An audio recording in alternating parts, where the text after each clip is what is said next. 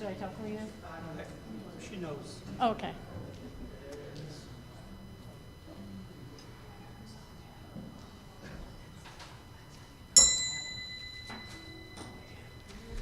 Good morning. Welcome to Treasure Coast Unitarian Universalist Congregation in Stuart, Florida. Today is March 12th. It's 2023. My name is Regina Wood, and I will be your worship associate today. We are a welcoming congregation. We welcome people of all gender identities, ethnicities, ages, and backgrounds. It is wonderful to see so many members and friends in the sanctuary today, and we'll remind you we're also on YouTube. To be put on our email list or to find out more information about us, go to our website at tcuuc.org. And I'll ask you right now to please silence your cell phones. Are there any visitors here? Your first time here? Okay, if you'd like to, would you like to step up to the microphone and let us know who you are? Okay.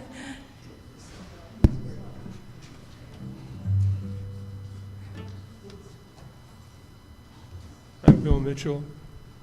I'm retired, and I came here to see Ken Teixeira's talk today. Okay. Sermon. Okay, great. Well, welcome. Welcome. Good to see you. All right, anyone else? No?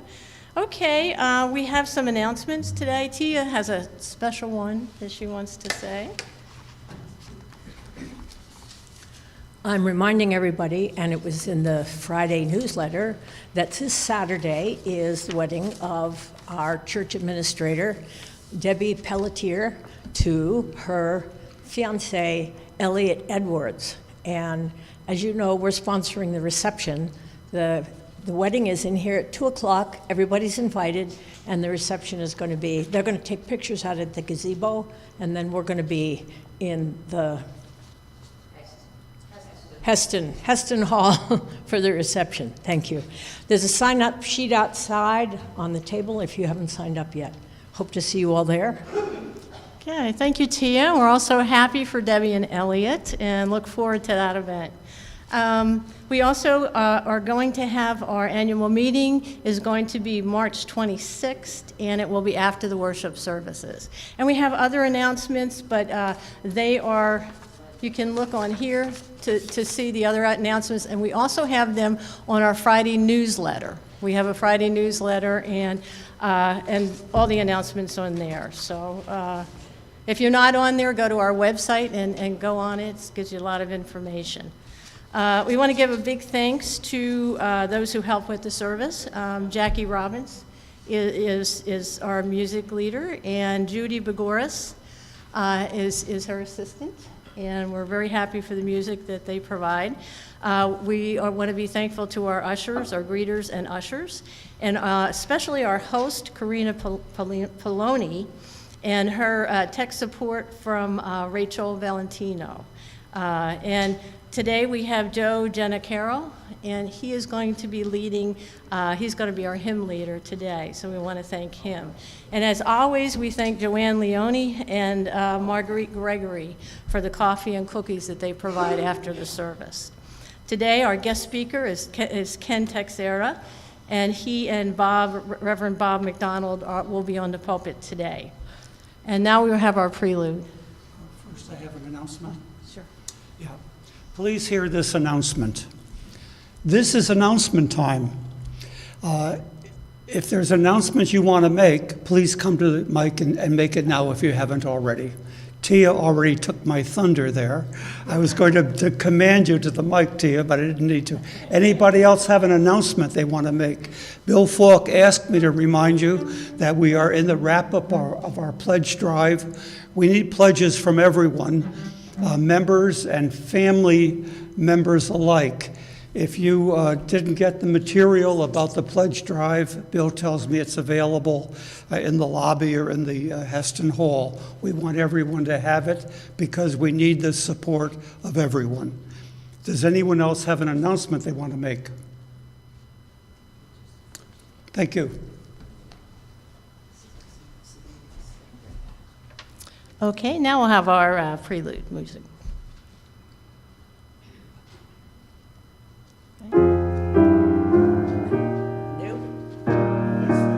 Nope. Make it. Yes or no? It's either yes or no. Coming right up. Messinays.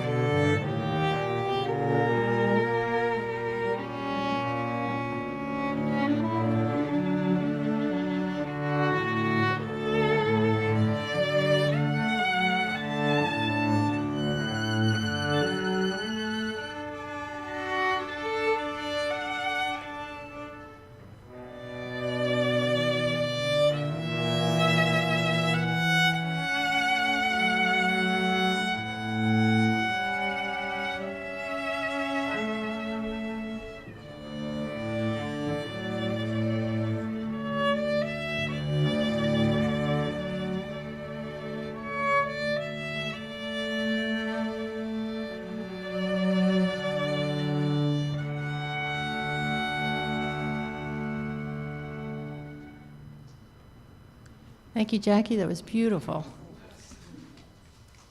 Now we have the chalice lighting. Bob will light the chalice.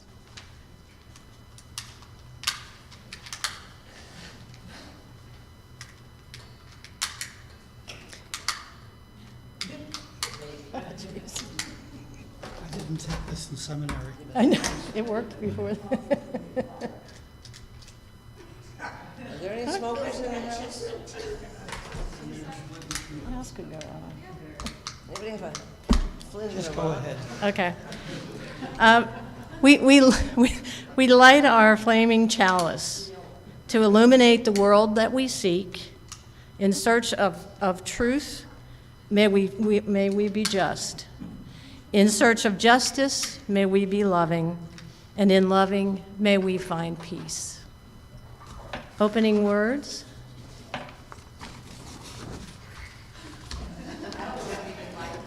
Shall you do this? It did work. The green one worked before.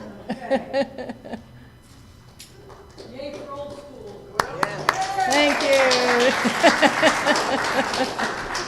Thank you, Bob. And now, come whoever you are. These are our opening words. We welcome you. We know you come here for different reasons: to find community, to seek your spiritual and personal truths, to question, to nurture your heart and soul, to be nurtured, to explore new ideas, to find comfort, and perhaps to find the answers to some of your bigger questions. We welcome you. We know you come from different places, different religions, different beliefs, and different backgrounds. We hope you will find comfort, connection, challenge, and love here. We hope you will find ways to provide outreach to others in our congregation, in our local community, and in our world community. Thank you for coming. Okay. Now we have our hymn. 159 in the books, and it's also going to be on the words will be on the wall. And it's This Is My Song. And Joe will be our hymn leader. And I need everybody in on this one because it's brand new to me. The other two, No, it isn't. not a piece. Recognize. Okay, I'm ready.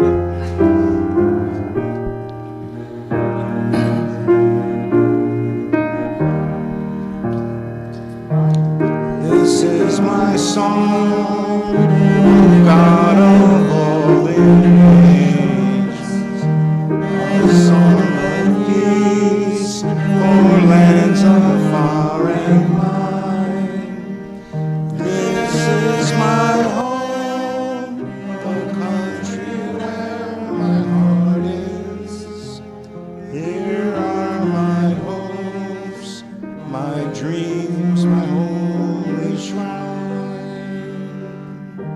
My country's skies,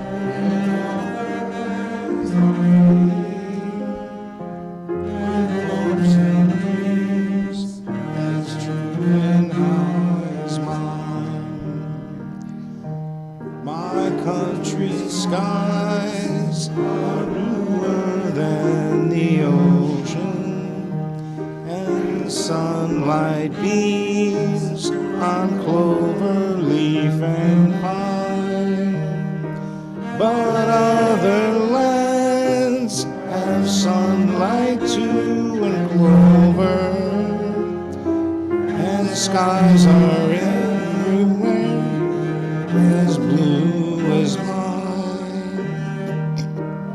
Hear my song, O God of all the nations, a song of peace for their land and for mine.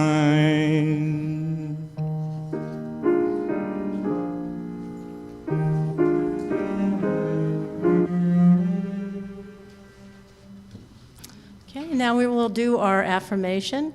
We speak for the first verse and then sing the second verse. Love is the spirit of this church, and service is its law.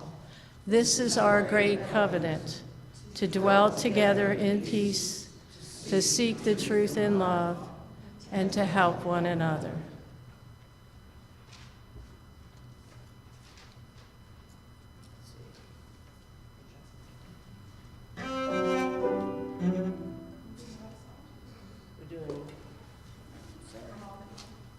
Sorry.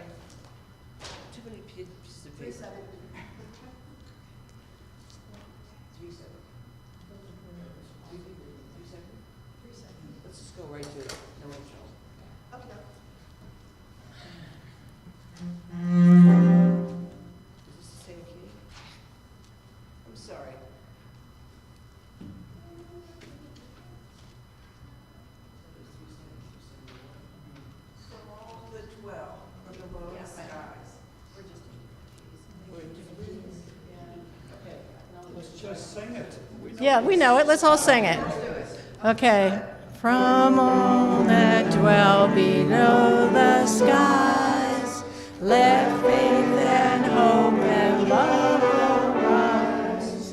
Let beauty, truth, and good be sung from every land and every tongue.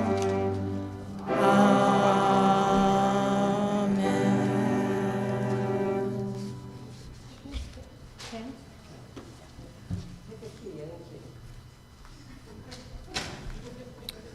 This morning's responsive reading is number 665.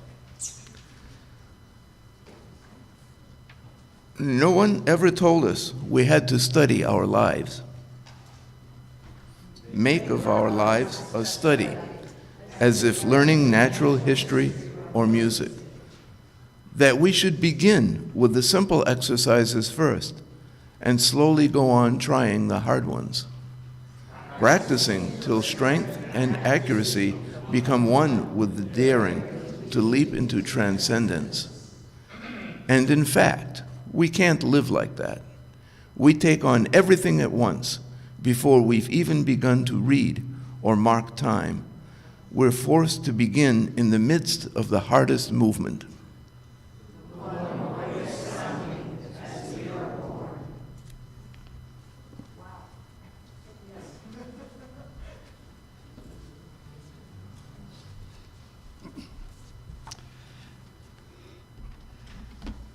In our time of sharing joys, sorrows, concerns, this is our time to let each other know what's happening in our lives so that we can hear each other and support each other.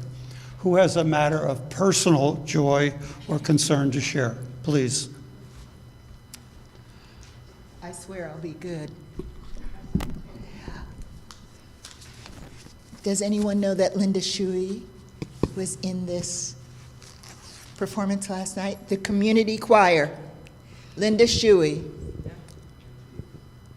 The community choir, Linda Shuey, was in last night, and it was my joy to watch her perform. I urge you that when our creatives here at church are performing in something, that you go out and support them. Thank you, Linda Shuey. It's again today at 3. Thank you, creatives. No, no. Okay. Do you want to say something from their stand? May I? Yeah. Is it? Yeah. This is my first time back in over 2 months, and I wanted to say thank you to everybody who wished me well and brought by food and just made me know that I wasn't forgotten. Thank you so very much. Would someone please put a stone over? Glad to see you back.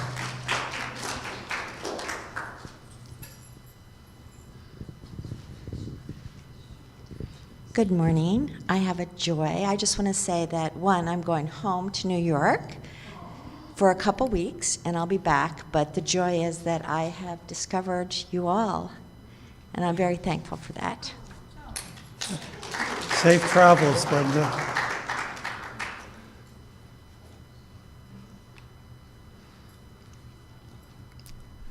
Regina, I'm going to need 4 stones for the Erickson family, formerly of Columbia, Missouri. 19 years ago, I opened up my newspaper and discovered the son of one of our very strong UU families had been arrested for murder. He just got out of jail. He was innocent. The Innocent Project picked him up.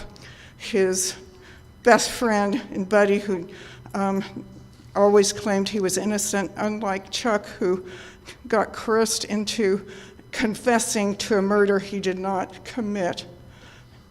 19 years, and this was the son of an attorney that had faith in the system, and the system really, really failed. 19 years. Wow.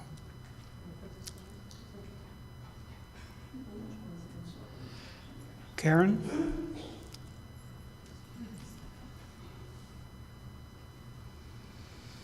First is my joy that we were able to bring Stan this morning, since he hasn't left the house in 2 months. But I do have a sorrow to share, and that is that my stepdad passed on recently. He'd been declining for several years, and we flew up to Chicago, Alistair, Rachel, and I, for the funeral. And it was really great to reunite with my family, who's all there up in Chicago, but such a sad occasion, and my mom is grieving very heavily, and I just ask for warm thoughts and prayers for her. Okay.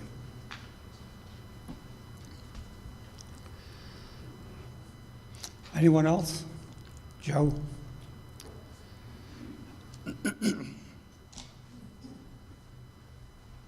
My joy is I joined a group last night that went to see La Cage aux Folles at the barn, AKA the Birdcage.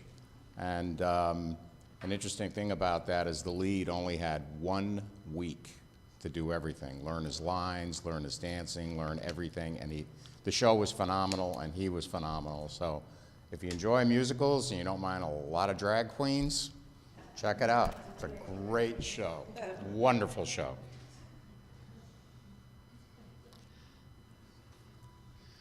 Anyone else?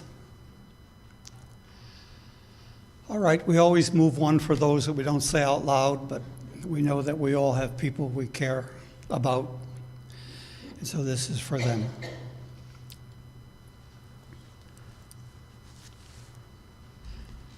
For meditation, I found this kind of an ode to winter in the back of our hymnal. You remember winter. Winter, of course, is a season, and we're reminded of it often on the Weather Channel and even the regular news. But winter is also an emotional experience for many. So hear this, kind of an ode to winter by Greta Crosby. Let us not wish away the winter. It is a season to itself, not simply the way to spring. When trees rest, growing no leaves, gathering no light, they let in sky and trace themselves delicately against dawns and sunsets. The clarity and brilliance of the winter sky delight. The loom of fog softens edges, lulls the eyes and ears of the quiet, awakens by risk the unquiet. A low, dark sky can snow, emblem of individuality, liberality, and aggregate power. Snow invites to contemplation and to sport. Winter is a table set with ice and starlight. Winter dark tends to warm light, fire and candle. Winter cold to hugs and huddles. Winter want to gifts and sharing. Winter danger to visions, plans, and common endeavoring. And the zest of narrow escapes. Winter tedium to merrymaking. Let us therefore praise winter, rich in beauty, challenge, and pregnant negativities. Greta Crosby. Moments of silence now.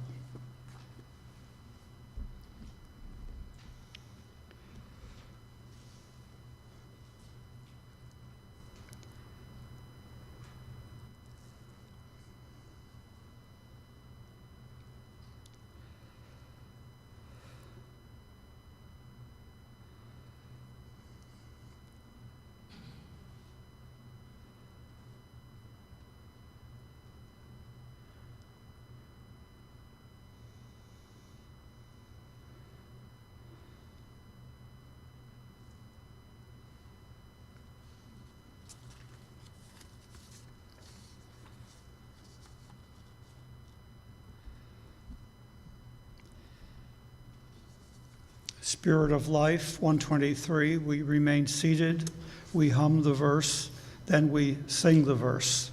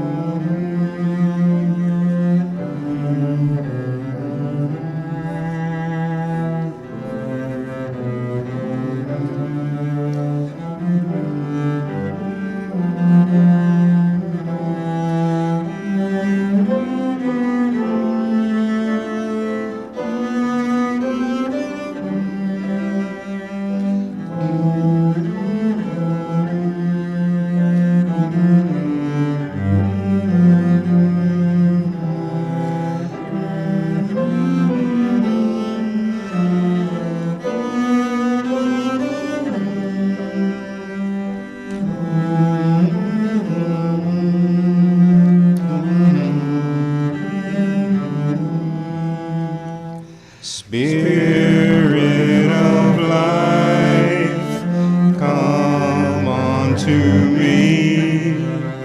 Sing in my heart all the stirrings of compassion. Blow in the wind, rise in the sea, move in the hand, giving life the shape of justice. Roots hold me close, wings set me free. Spirit of life, come to me, come to me. This is a place where hopefully we all experience generosity of spirit. It's also a place where we need and invite your generosity. Thank you, my volunteers.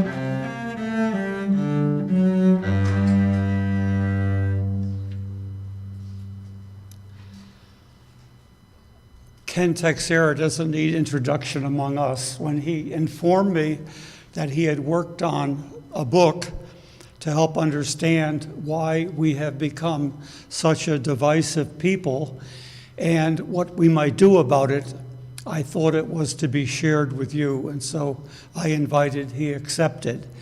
And after our coffee break, we'll gather in the big room or in the small room out there to Q&A with Ken to probe his mind further. Thank you, Ken.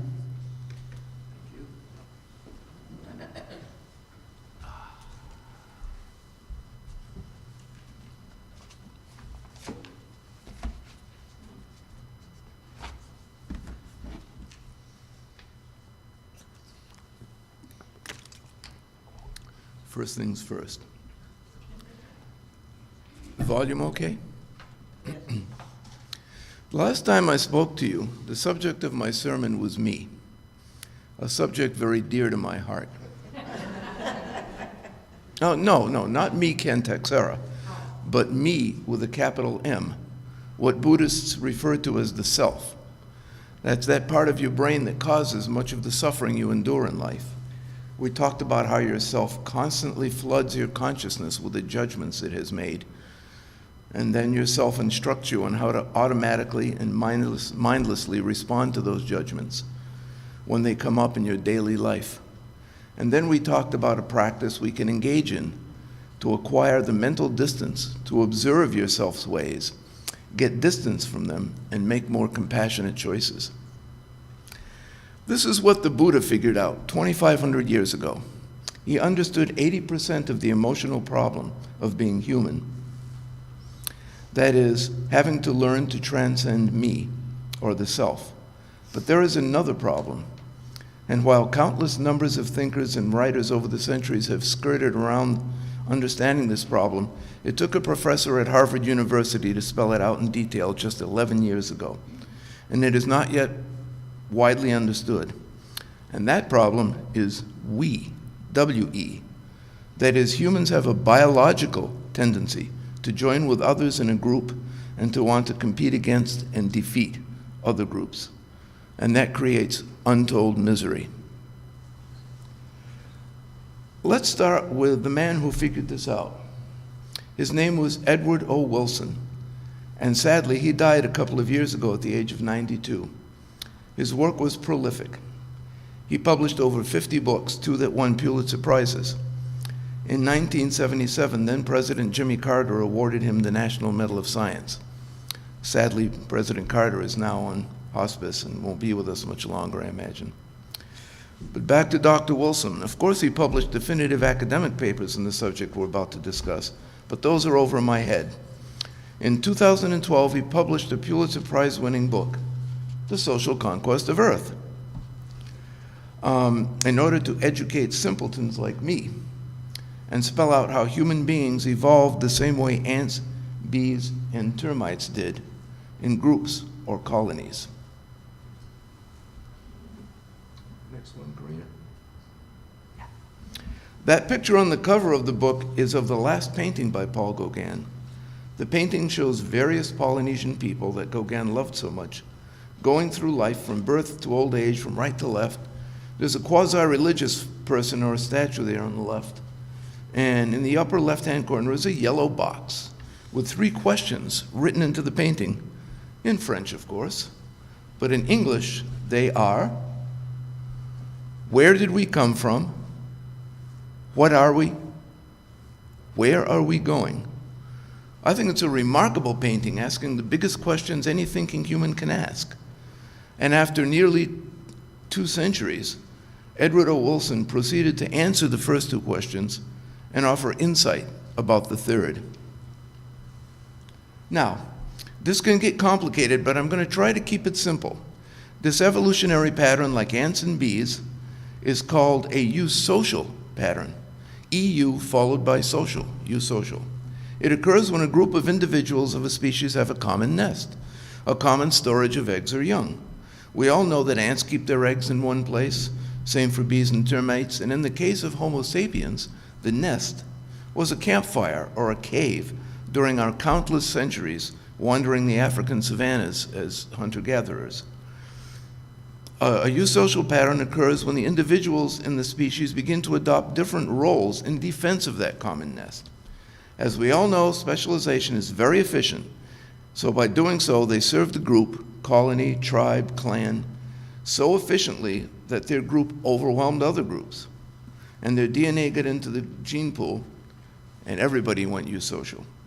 That behavior is clearly adaptive in a Darwinian sense, and now traits that favor group cohesion and differentiation of roles evolve into the DNA of the species. Going it alone has not been an adaptive choice for individual humans. Sticking to the group has. Concerning roles, in the case of ants, bees, termites, you have the queens, the drones, a couple of different workers, not many roles. The same was true for Homo sapiens in the early days. You had the hunter, the gatherer, the role that I will call the nest minder, the role that women got pigeonholed into for countless centuries, a chief and a shaman. We'll hear more about the shaman later. Like ants, pretty simple to start out with, but when humans settled down into agriculture, the number of roles increased, and stayed that way until the Industrial Revolution when things exploded. I was surfing the other day and I found a job request for a Java backend developer. I assumed that was for someone working at Starbucks, making lattes, I don't know. But the important thing to understand is that a eusocial species, individuals have evolved DNA that encourages them to support the group. In the case of ants that have only 6 or 7 million neurons in their brains, they have a fixed number of behaviors that are hard-coded. Their brains can only handle so much complexity. Human beings, too, have evolved DNA that elicits behavior that supports the group, but in our case, they are not hard-coded. Our DNA generates drives, inclinations, preferences, whatever you want to call them, that push an individual to behave in certain ways, but they are malleable by our enormous brain capacity for logic and learning. That makes us more flexible than lower creatures and adaptive, more flexible and adaptive than hard-coded behaviors. The new discovery is that more of your behavior than we know or want to admit is DNA-driven. It turns out that John Locke, the political philosopher who said that the mind is a blank slate upon which experience writes our personality, well, he set the science of psychology back 200 years. So we have these drives that can be changed.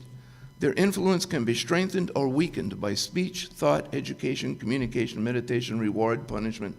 And although we continue with the delusion that most of our behavior is learned, you and I know in an informal way about these built-in drives. We know about them. We even have a name for it. We call them human nature. It's human nature to try to find a mate. It's human nature not to want to mate with a member of your family.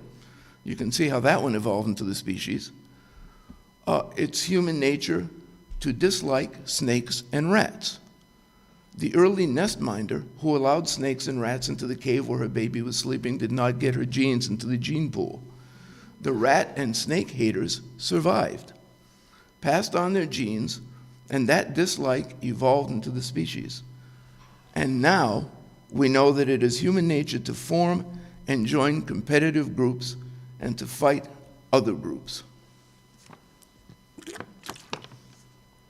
So, what are the drives, predispositions, motivations, let's get to this, in humans, call them what you will, that support this eusocial grouping pattern? Note that at this point I'm extrapolating from Dr. Wilson. His book does not delve into this deeply into the social details. These inborn drives are itemized very concisely. 1, the grouping trait, the tendency to want to join a group and think poorly of defeat other groups. You see that everywhere, from larger to smaller and at different levels of seriousness. Alliances, nations, ethnic groups, clans, tribes, prison gangs, street gangs, political parties, and the largely harmless ones, fraternities, sporting teams, and social clubs. Number 2, altruism, a strong tendency to sacrifice for the group, varying strength, depending on the seriousness of the group. Number 3, the reverie trait, the fascination with and willingness to accept supernatural and mystical ideas if they make us feel more comfortable with our lives and our relationships with others. And number 4, the belief trait, the tendency to imbue the first 3 traits with immense importance, important enough to risk or give one's own life. What do these add up to?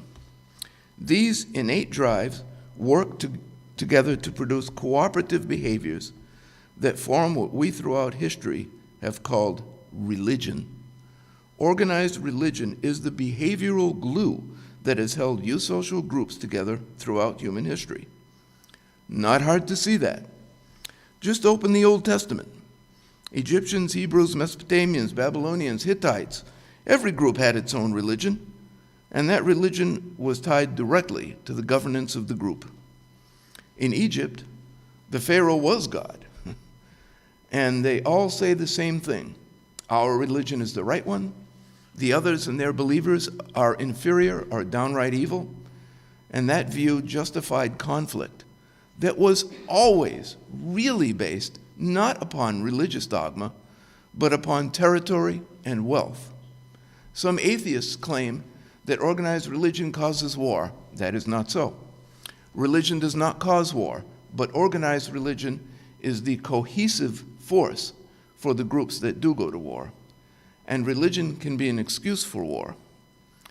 Note that there have always been two sides to religion, with the 80 to 90 billion neurons and enormous language and logical capabilities in our brains. Humans got to thinking and asking a lot of questions like, where did I come from? Why am I here? Am I going to die like that shriveled fellow we passed while walking this morning?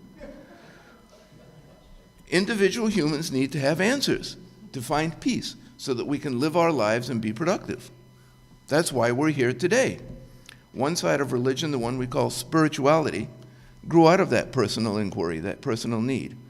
Organized religion addressed and satisfied those individual spiritual needs, but at a price. Organized religion co-opted those needs in service of the group. You will live forever in Valhalla, in heaven with the Great Spirit, Krishna, or you will be reincarnated. Whatever, but you must obey the rules. Do your job, be cooperative, fight, and if necessary, die for the group. That is the other, the eusocial side of religion. And we've heard something about this on and off from our Reverend Bob. A couple of weeks ago, he talked to us about spirituality versus religion. This is the explanation. When he referred to religion, he was referring to the eusocial group servicing part of religion, organized religion. And surprise, this has been going away in a very uneven fashion for some time now. People are slowly rejecting the eusocial side of religion and embracing the spiritual side. I'll make this as quick as possible. But in the West, the eusocial pattern began to dissolve slowly, maybe 2,000 years ago. It started when some people began to apply the altruism trait not just to members of their eusocial group, but to everyone. In the early Christian church, altruism was theoretically applied universally. And when you love everyone, the importance of the group diminishes. The tie between spirituality and the governing group weakens. That explains the Romans' fear and dislike of the early Christian church. In the West, this weakening and dissolution of the eusocial model continued slowly and not in a uniform way. You know, in England, theoretically, the Church of England is still the official state religion, although attendance has dramatically diminished.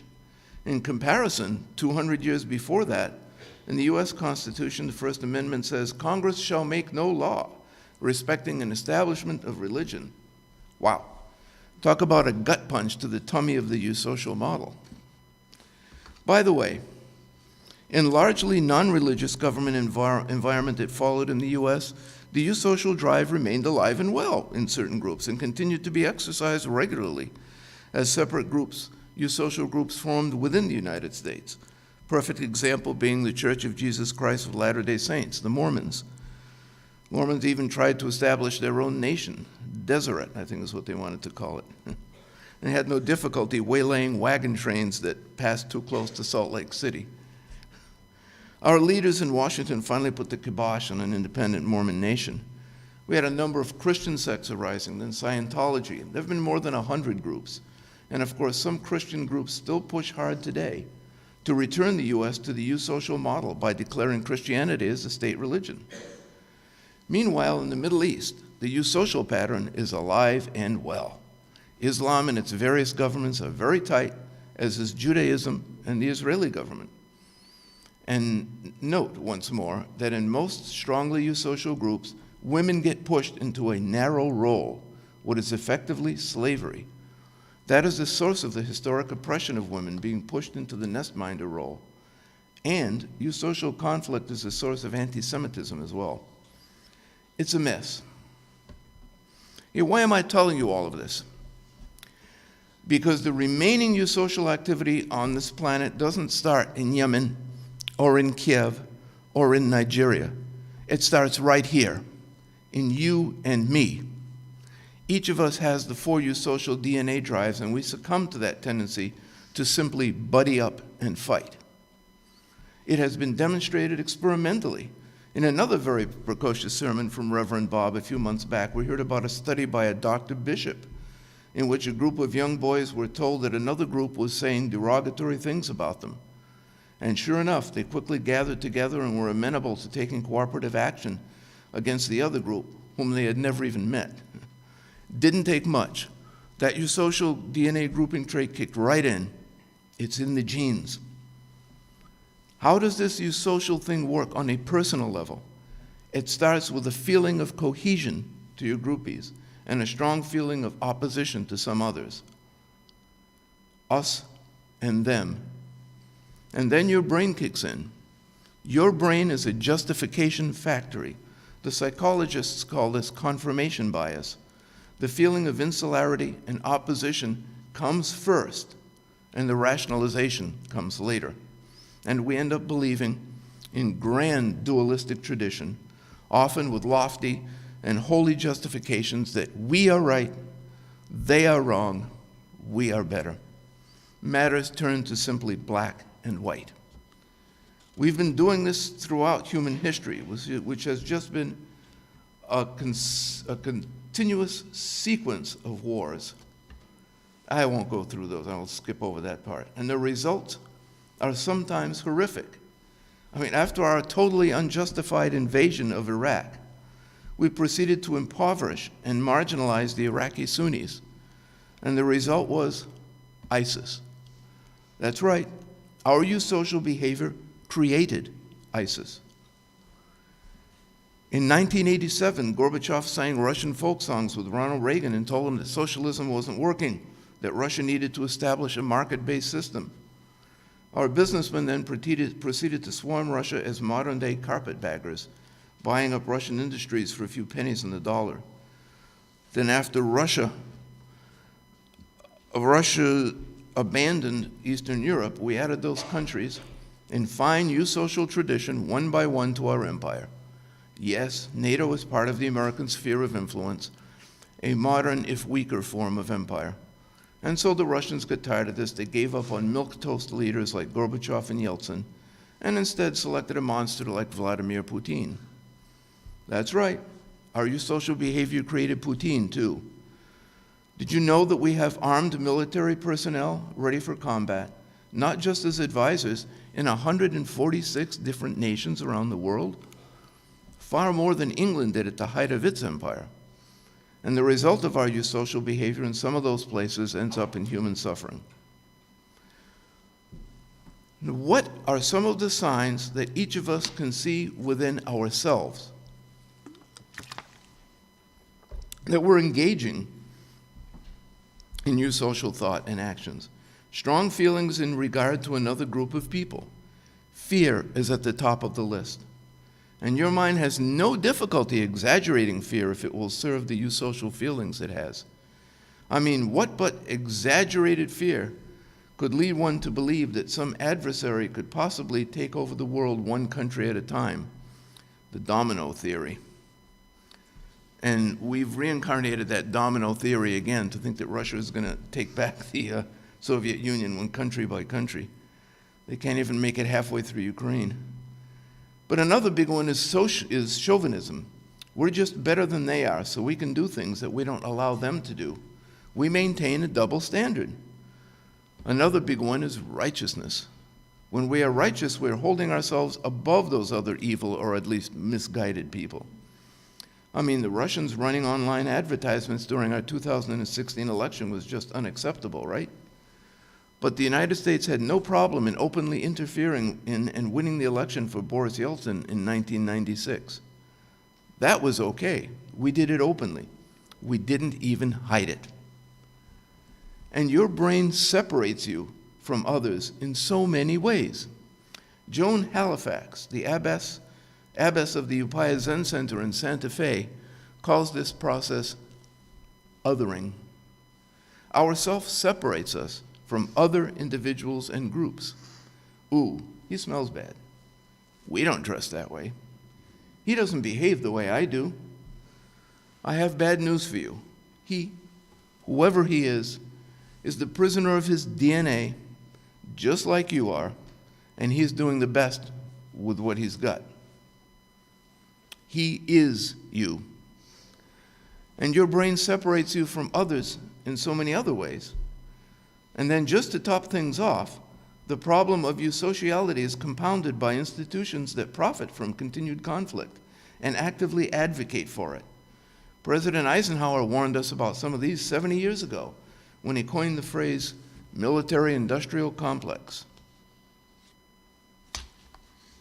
Listen, I know this is not what you wanted to hear today. You came to a Unitarian church to hear a warm, inspirational talk tinged with a bit of humor, but today I'm just giving you fire and brimstone. I'm here to tell you that we're all just acting like a bunch of ants, and we need to cut it out. We think we are so smart, following what we imagine to be lofty ideals, but more often than we realize, we're just responding to biological imperatives that are telling us to gang up and fight. It's unsettling, I understand. But I'm here to tell you that the only force that can fight that is you. Unlike ants who have hard-coded behaviors, our drives can be molded by our enormous intellects. Ants can't change their behavior, but we can. And the solution to the problem of we, the eusocial problem, is the same as the solution to the problem of me, the self. It is insight. It is self-knowledge.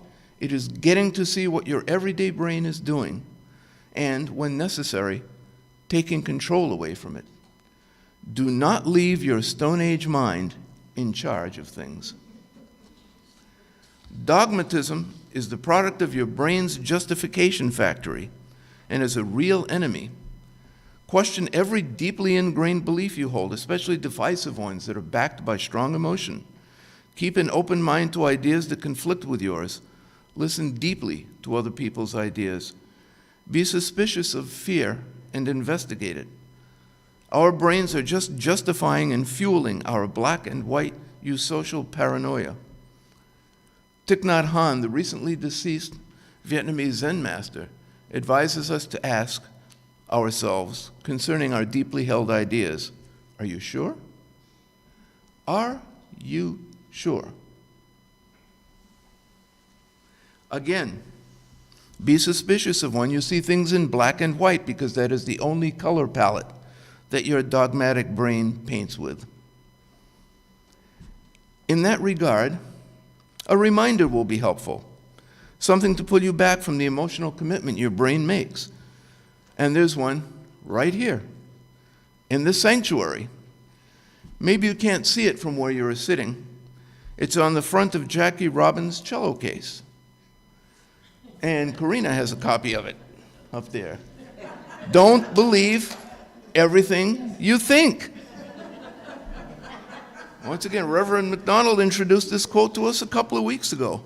You know, this is the third time I've noticed that you've presented ideas that are addressed in this pulpit today, sort of a precursor to my sermon. I wondered if you were you emulating the John the Baptist and paving the way for another messenger? You what? I thought I better come today. Yeah, don't believe everything you think. Especially don't believe everything you think if it has strong feelings. If so, it is probably relying upon strong judgment, and your judgments are driven by more by the imperatives of your DNA than you know or want to admit. Above all, we need to make elected officials aware of this problem. They are, in fact, the tip of the eusocial spear and are often beholden to the military-industrial complex. Concerning the last question Gauguin posed, where are we going? The answer depends on whether or not we can understand the extent of the biological imperatives with which we are saddled. Can we transcend those eusocial instincts and learn to see ourselves and others on an equal level? To set the paranoia aside? To bring the groups of the world together? We've already gone a long way towards weakening the eusocial model. We've got a long way to go. But you know, the idea has always been sensed by Unitarian Universalists. I mean, the eusocial model is what's behind our sixth principle. And many UU churches have a United Nations flag on the pulpit. But please, please remember that the process of defeating both me and we starts right here in each one of us, that we find insight. At this point, I'm basically groveling because the future, the answer to Paul Gauguin's third question, where are we going, depends upon you and me. Thank you for listening. I wish you all peace and liberation. Amen.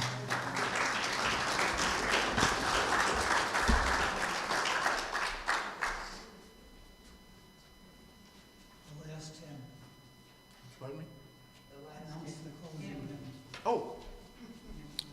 The closing hymn will be Peace Like a River, and we will do 4. We will do 1, 2, 3, and then 1 again. We'll start with peace, joy, love, and then peace.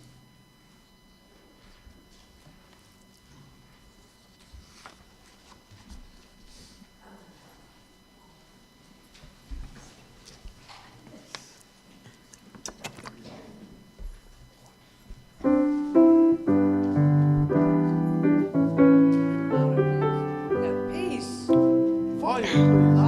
I've got peace like a river. I've got peace like a river. I've got peace like a river in my soul. I've got peace like a river. I've got peace like a river. I've got peace like a river in my soul. I've got joy like a fountain. I've got joy like a fountain. I've got joy like a fountain in my soul. I've got joy like a fountain. I've got joy like a fountain. I've got joy like a fountain in my soul. Love like an ocean. I've got love like an ocean. I've got love like an ocean in my soul. I've got love like an ocean. I've got love like an ocean. I've got love like an ocean in my soul. I've got pain like an arrow. I've got pain like an arrow. I've got pain like an arrow in my soul. I've got pain like an arrow. I've got pain like an arrow. I've got pain like an arrow in my soul.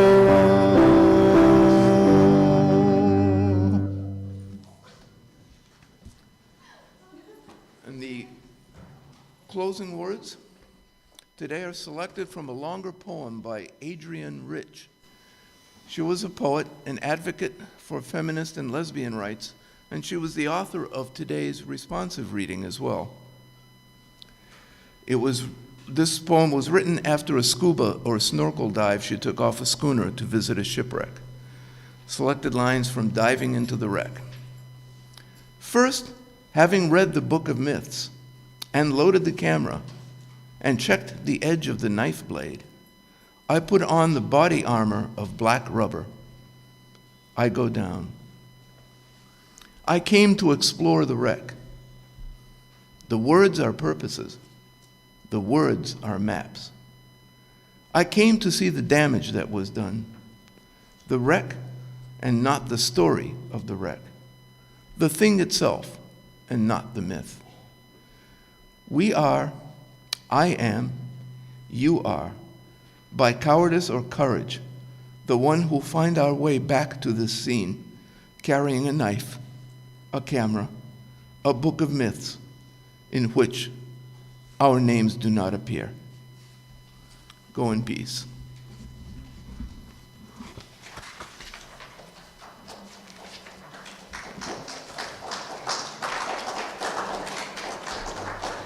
Thank you.